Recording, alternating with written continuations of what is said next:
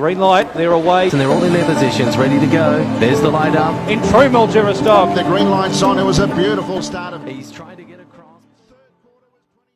Hello, welcome to Burning Questions. Tim O'Connor's my name. I'm joined by a couple of Globetrotters here, James Herbertson and Ever Justice, who, when they logged on their phones, thought it was really quite weird that they were looking at each other once again after spending at least a month, even more than a month overseas together, having a great old time. Welcome to the show, guys. Appreciate you jumping on. You're probably jet lagged, so we'll keep it short and sharp. We'll start with you, Herbie. I won't get you to go through everything you did, but give me one or two highlights quickly off the top. Highlights, probably winning a race at Yarva. That was pretty cool. And from a holiday point of view, all the good food. There was plenty of good food, and especially in Poland, I loved all the food in Poland. So it was a great experience from every angle. Great stuff. So the food over there, that give your dad's lamb roast a bit of rivaling, would it? Ooh, little run for its money, but he's still got the crown, I'd say. Good stuff. Ever, welcome to the show. Hey, how's your trip been? I don't think you drove in any races, but I've seen enough photos and bits and pieces to know that you've had a great time. Yeah, no, it was really good. It was good to experience different parts of the world and see how it all works, but it's also good to be home. So, yeah. Good stuff. All right, a couple of highlights from you quickly before we move on to some racing. It was good to see how people do things differently in America and in Sweden, and how we all sort of do the same thing, but it's completely different everywhere you go. And highlight from touristing was probably the theme park we went to in Vienna. That was a lot of fun. Okay, good stuff. Look, I don't expect you guys to be right across the form, but we might get your insights. I've tried to keep the questions relatively to the horses that you know. Let's get stuck right into it. APG's National Mix Sale is back again and coming to you twice in 2025, with the online auctions taking place in May and August and featuring weanlings, yearlings, stallions and broodmares. These two sales really do have a horse for everyone. Find all the details at apgold.com.au. RC's back from his Kiwi raid. So is this first up assignment tailor-made? Race 6 on Saturday night at Melton, 8:07 p.m. is the Trotters free-for-all thanks to Yabby Dam Farms. Chris Finozio has his star, RC Phoenix, back, the sole runner on the back row. We'll start with you here, Eva. You drive the pole marker, Mufasa Metro. I think John's happy to pass the reins back over. I saw him around in the parade ring a few times over the last few weeks, and he's happy to have you back. So my impressions, the trials, it seemed like he's trialled okay, but I did watch the last trial where RC Phoenix was in that trial, Ever, and it's fair to say I think he might have gone a touch better than your horse. Yeah, definitely. He obviously went past him in the trial. I think beat him by 2 meters. But in saying that, I still think Mufasa did a good job. He ran second and held off nice horses like Olivici and Call Me the Breeze. So it was still a good trial for him, but obviously a better trial for RC Phoenix. So it looks like he will be very hard to beat. And he's the only one on the back draw. So obviously Chris Finozio has options, but he's definitely the one to beat. You got great gate speed, your horse, Ever. First up with bigger things in store. Are you going to try and lead all the way, or would you be happy to take cover on something? I haven't spoke to Dad much about it yet. But obviously this is sort of his first up run from a spell, and last prep he didn't come back. His trip to Sydney didn't go to plan, and it all sort of went downhill from there. So this run, depending on how he goes, will depend on whether or not he goes to the Inter-Dominion. So he needs to put up a solid performance. So whether that's leading or taking a sit, I'm not too sure yet. But we do want to look after him, but we still want to see him have a solid enough run to prove that he's up to going to Queensland. Okay, good stuff.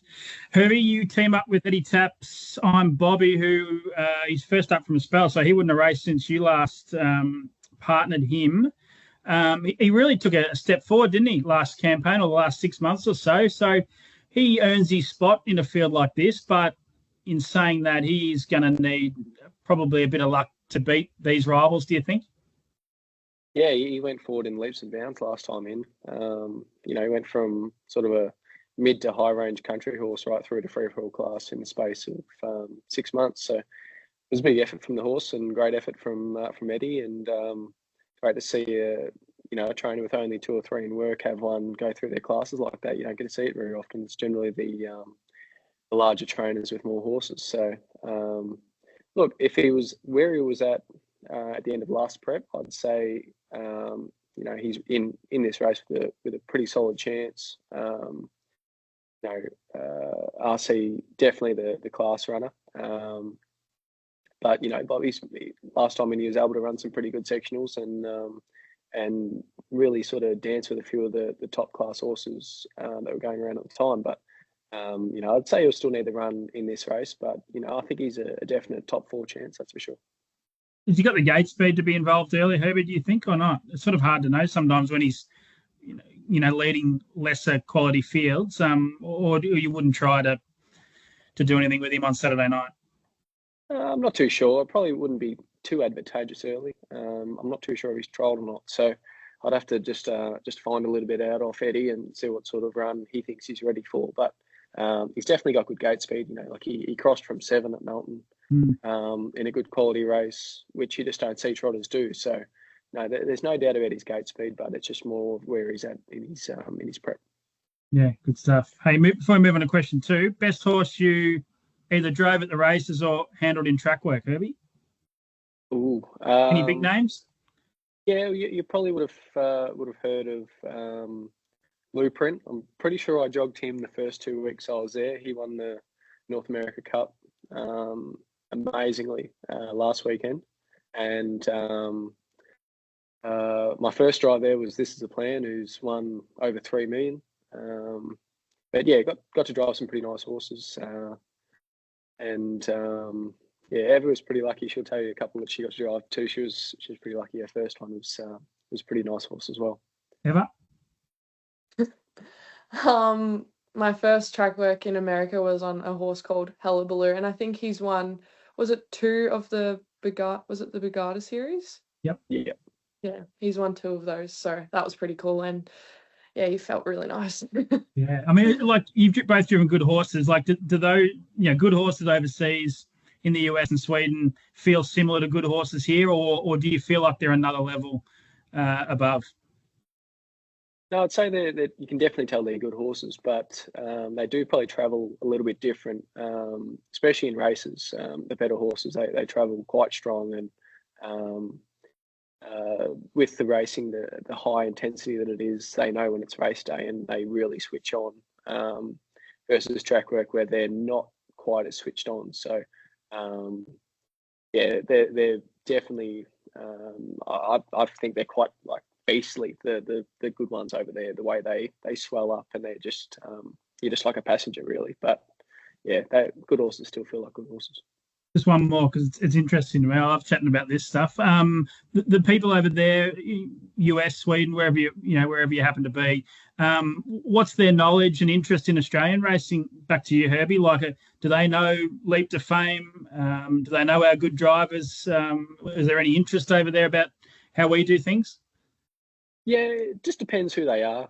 Some people don't watch it all, and some people watch quite a bit. So, if they're people looking to buy horses, they definitely watch more than people that don't. But, you've got your connections through like the McCarthys and that, of course, they watch plenty of racing, and people that have been on drivers' tours or that, they sort of keep an eye on things and keep an eye on their mates that they met throughout those tours. So, and Sweden, well, obviously they're just trotters, so they take note of our better trotters, but I don't think they watch much else. But I think Facebook and Twitter and those sort of media outlets, or whatever you want to call them, definitely keep the world sort of watching one another in a way. But I think Australia is definitely, with the help of like Greg and Just Believe going over in terms of Europe, they're definitely taking a lot more notice now.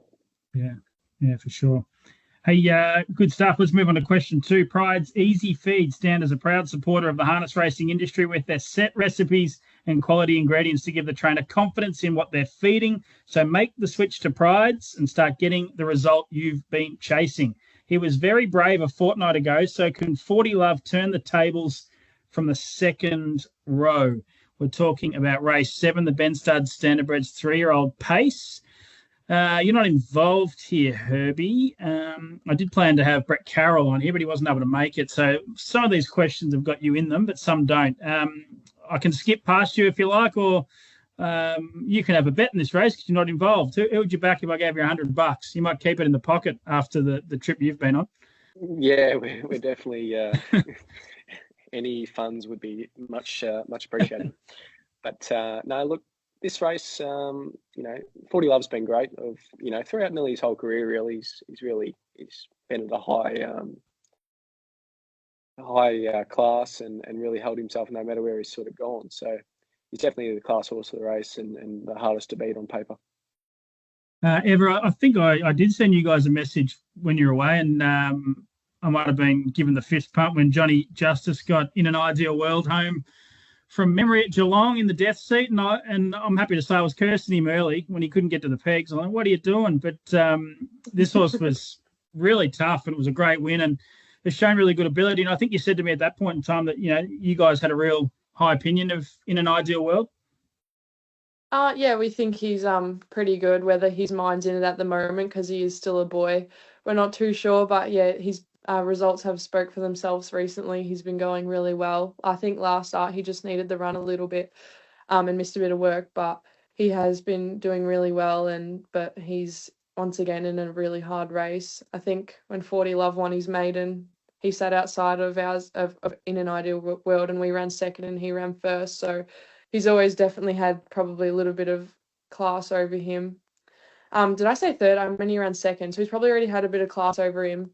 But in saying that, I think he'll still run a good race. And then there's a horse like Matthew Cravens who's got a picket fence next to its name, obviously against much weaker opposition, but it's winning form. So there's a few interesting runners in it.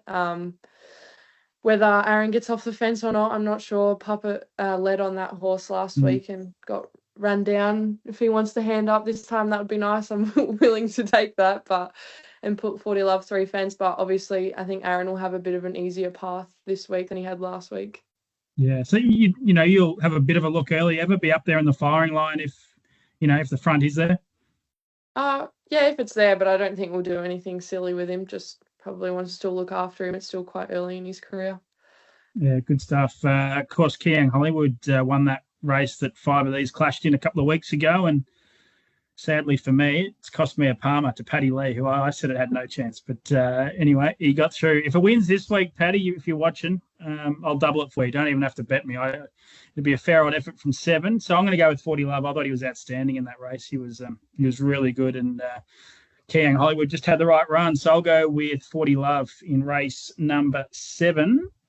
Logical Staffing Solutions provide labour hire and recruitment services to the transport, warehousing, automotive and manufacturing industries.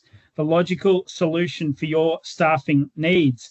The narcissist has been the favourite punter's friend, but is this where the picket fence comes to an end? Race 5 we're talking about here. First leg of the main quaddie. Horse 8 is the narcissist for Emma Stewart. Mark Pitt, I reckon he's going for 9 in a row since joining the stable from Queensland. He's a star. I love him, but this is a tricky draw. I'll come to you in a minute, Herbie. Ever, you're not driving in this race, but you know plenty about the narcissist, Better Isolate, Fighter Command, and there's some really good horses in here. I just had a look at the market. I think he's $1.70, the narcissist, 210, Fighter Command. Have you got a leaning towards one of those two favoured runners? Probably want to lean towards Fighter Command. I think the draw, he might potentially get the upper hand on the narcissist, and I think he's got so much raw ability. And I think both of them have a massive future, but I think in this race I sort of want to lean towards Fighter Command. Yeah. Yeah, over to you, Herbie. You're driving Fighter Command for Jess Tubbs. I thought his run in Free-for-all company last time out from the back, I think Ants drove him. It was outstanding, running 4th. I love the narcissist. He's one of my favourite horses, if not my favourite horse. I just think this draw is tricky for him over the mile. I think he's more of a a bottomless type horse than a speedy horse. So you'd probably be happy with the way the barriers are, Herbie? Yeah, look, it's definitely in our favour tactically. There's still a lot of question marks on Fighting of Command, sort of pure racing craft in terms of how much we can push him early to get into a spot or hold a spot or that sort of thing. And honestly, I've never sat behind him either, so that's also a bit of a something I've you got to take into account. But the way he's been going has just been superb. I haven't looked at his sectionals, but I'm sure they've been off the charts.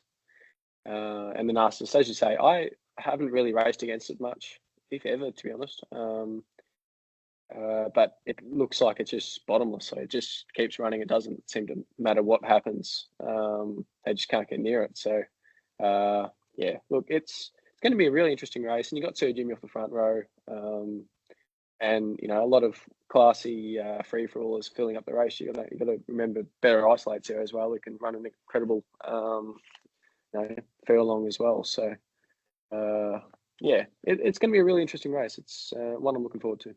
Yeah, Greg would have been great to ask this, wouldn't he? I mean, he drove the Narcissist a lot, and he obviously, Fighter Command he loved. It was probably one of his favourite horses, wouldn't it have been, Herb? Fighter Command. Yeah, he had a lot of time for him. I was always in, he's from Heaven's basket, but he always thought he was a little bit better than him, and I think he's right. So we'll have to see how he goes on Saturday night. This is probably if he's heading towards the Eureka, he's going to have to be very, very competitive here. Yeah, I remember speaking to Greg about the Narcissist. I always tried to get him to say something really over the top about him, and he said, I remember him saying, and it goes to what you were saying, Herbie, about his bottomless. I said, what did it feel like behind him? He just said, I couldn't go any quicker, but it felt like he was never, ever going to stop. So that's the type of horse he is, I think. So, yeah, if the Narcissus can get rolling, he's going to be hard to beat. Looking forward to that race. That's race 5 at 7:38 p.m. The mares are set to clash. So which one will have too much dash? Race 8 is the Mimosa Homes Mares Free for All. Great race, really good race. Eva, you'd be a little sad to see La Belle Bijou with Kari Males and Alan Tormey down on the form guide, wouldn't you? I even said to Ellen on Saturday night, she came past in the Kari Males colours, and I said, I'm used to seeing Eva driving this horse and in those colours, and she was almost offended. She said, I've driven plenty of theirs, but you and La Belle Bijou get on well together, don't you?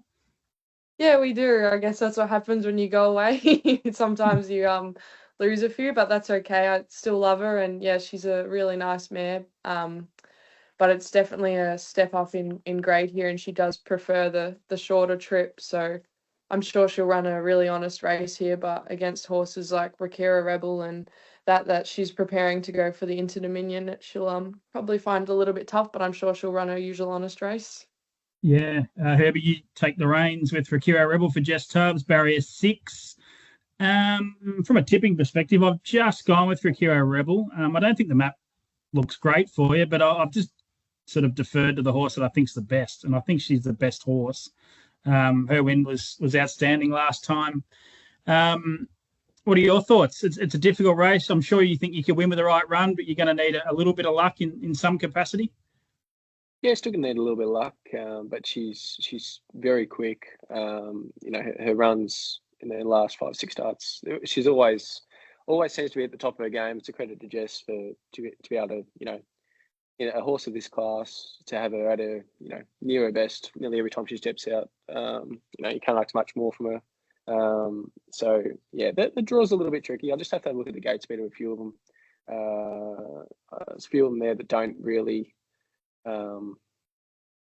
get into this class very often and see how their gate speed stacks up against the free-for-all mares like Rakira Rebel. So you said Julie Willow was a little bit plain in her trial, so they may not be too aggressive early, which would be great. But look, I think we've got a little bit of a tactical advantage in one way, but on another hand, we've also got the odds stacked against us. So it'll be an interesting race, but she'll hold her own, that's for sure.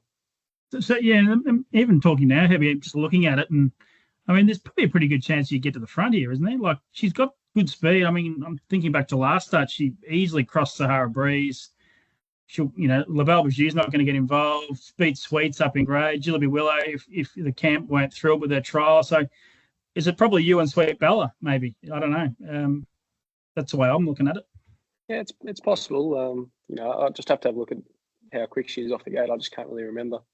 When they've had the chance to really buzz her, whether they have or what do you think? Been able to.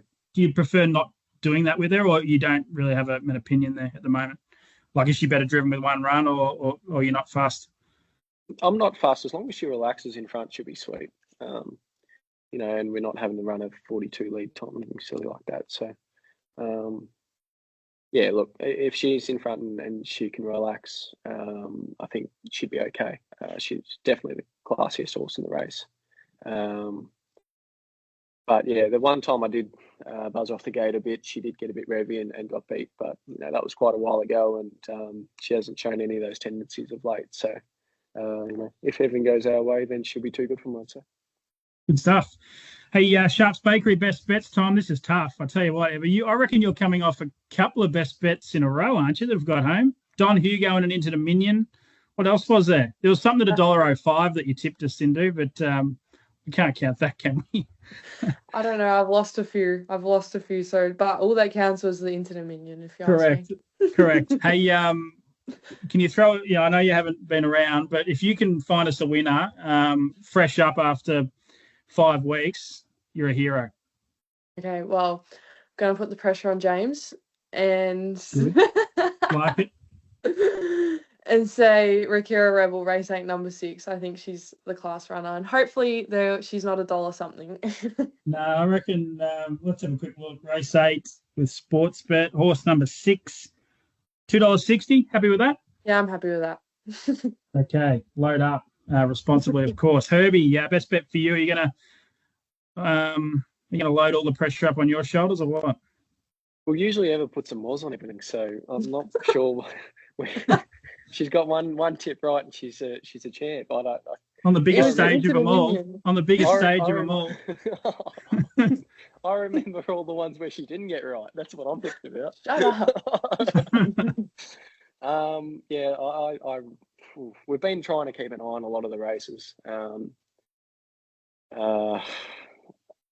but it's a little bit hard coming back and putting the pressure on me. I'm going to go with Odin in the first. I'm pretty sure it's a horse I'm thinking of. I think he's been quite honest lately. I just can't turn this phone on the side to see if it's the right horse. But I think it's either Odin or Quicksand. I reckon is the one you're thinking of. Probably Odin. Odin's the one that won the free for all at Terrain. Yes. Yeah, that's him. That's it. Yeah, I'll go with him. That's the one. Yep, that's okay. Yeah, that's so in Karen Manning we trust. Race 1, number 5, Odin. Good gate speed for the Tyndales. James, you have a drive in that. I do. Oh, I do. I can't. See, I'm out of whack. All right, let's go again. No, so you're saying Perrin's the one. No, we can't go that. We can't go that. All right. All right, I'll go Perfidious Sue. She was superb last week, so yeah, she was. If she can have a little bit of luck from a bad draw, she should go pretty close in that race. You don't like your drive in that one? I haven't got one in that one. I'm only joking. Couldn't do it twice, sure. No, you couldn't. Actually, I like that. I've got it on top as well. I don't know if that's a Moz as well, Herbie, but race 3, number 6, Perfidious Sue, David Murphy. I reckon he might have her right. She's a funny horse, but she was fantastic behind Aldebar and a Crux. What am I going to do? I'm going to go with... Look, I'm going to go one that's a bit better than... I was going to go $1.60 RC Phoenix, but I'm going with Karen Manning as well. Race 9, number 5, Mystery Fred. I think he was $2.60 with Sportsbet at last glance before we started, and he was incredible winning last time. He pulled his head off from the death and still charged away to beat a good field, and I reckon this field's a bit easier. So pretty keen. Race 9, number 5, Mystery Fred. Herbie, Ever, really appreciate you jumping on. I won't see you Saturday night, but looking forward to catching up soon. Thanks, Tim. Thanks for having me. Cheerio. That's been Burning Questions. I'll be back next week with another episode. Green light, they're away. And they're all in their positions, ready to go. There's the light up. In true Mildura stock. The green light's on. It was a beautiful start of... He's trying to get